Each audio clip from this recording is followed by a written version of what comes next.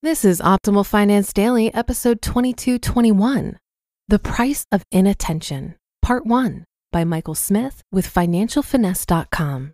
And I'm your host and personal finance enthusiast, Diana Merriam. Today we have a longer post for you. So what I'll do is split the article up, reading the first part today and finishing it up tomorrow. There's a lot to get through, so let's dive right into part 1 and start optimizing your life. The Price of Inattention, Part 1, by Michael Smith with FinancialFinesse.com. As we look back at the previous year, I've started thinking about people I've talked to this year who have left an impression on me. One of the more memorable people that I was able to have conversations with started with a story that was disturbing on a few levels, but has come to a relatively happy conclusion. The fun part for me was getting updates on her progress and seeing the change in her voice, posture, and energy level as things got better. During our first conversation, her voice was barely audible. Her shoulders were slumped, and I wasn't sure a smile had ever crossed her face.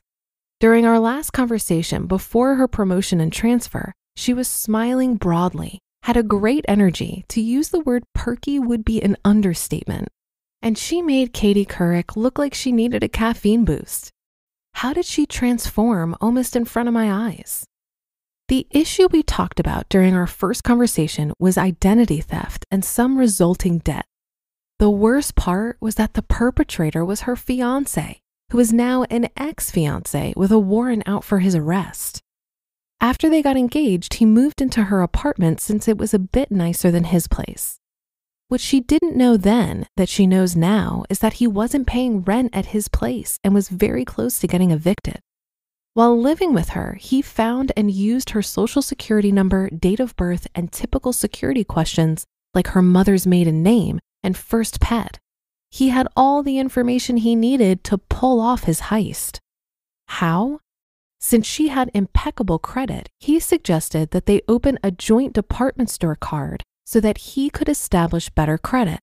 She filled out her portion of the paper application and voila, he had all of her information. Then he opened multiple credit cards in her name alone and was able to get the mail from the mailbox because he got home from work earlier than she did. He knew what he was doing and he covered his bases. At the end of their relationship, he also applied for an apartment in her name several states away where he had a new job lined up, unbeknownst to her. And for all the fake credit cards, he changed the address to a P.O. box so that it would take her a while to put the pieces together after he vanished. Oh, he also got each credit card up to the maximum before he moved out while she was at work one day. She was hurt. She was shocked. She was embarrassed. Telling a complete stranger, me, that story took incredible bravery on her part. And she was emotionally drained after telling me how she got into that situation. Without her knowledge, thousands of dollars of credit card debt was out there in her name, and all of it was 60 to 90 days late because all the statements had been diverted to a P.O. box. She figured it out when she went to look for a car and got declined for a loan because of all of the outstanding and delinquent debt. That was 3 to 4 months after he disappeared and left a note that he just couldn't be in the relationship anymore and didn't want to stay in touch. Her first step was getting a credit report from the car dealership. Her next step was complete and utter disbelief, followed by sadness and anger, followed by setting up an appointment to talk about how to work on cleaning up her situation. We reviewed her credit report and we were able to find the P.O. box, which she visited the next day to retrieve statements.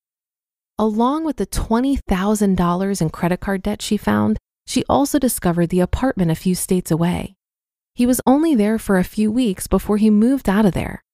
Because of her good credit, the landlord didn't require a security deposit or a month's rent in advance. Her name is one that I've seen used for boys and girls, so when he talked to the landlord on the phone prior to moving, he used her name and assumed her identity. She called her local police department and filed a report so that the process of healing could begin. Her experiences there left her less than completely thrilled, as there was only one officer that handled white-collar crimes and he was rarely available. It took her weeks to get the report completed, and the whole time her credit score was going down because all the cards were falling even further behind. Find out what happened next in tomorrow's episode. You just listened to part 1 of the post titled The Price of Inattention by Michael Smith with financialfinesse.com. This article reminded me a lot of the documentary on Netflix called The Tinder Swindler. Have you seen it? It's pretty chilling. Basically, a con man swindles about $10 million out of multiple women in an elaborate Ponzi scheme. He's finally caught and prosecuted, but get this, he only serves 5 months in jail. He's released on good behavior and suspected to be outrunning the same scam again.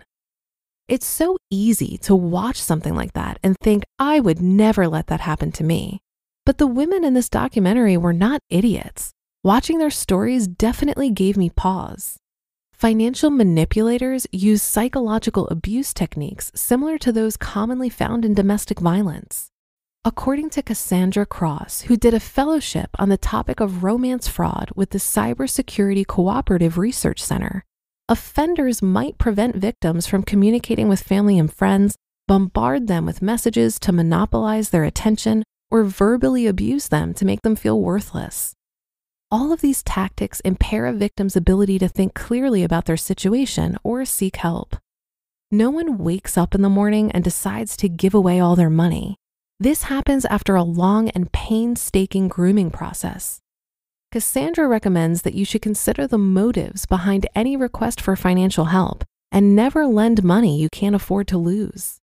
So be sure to come back tomorrow where we'll finish up this post and where your optimal life awaits.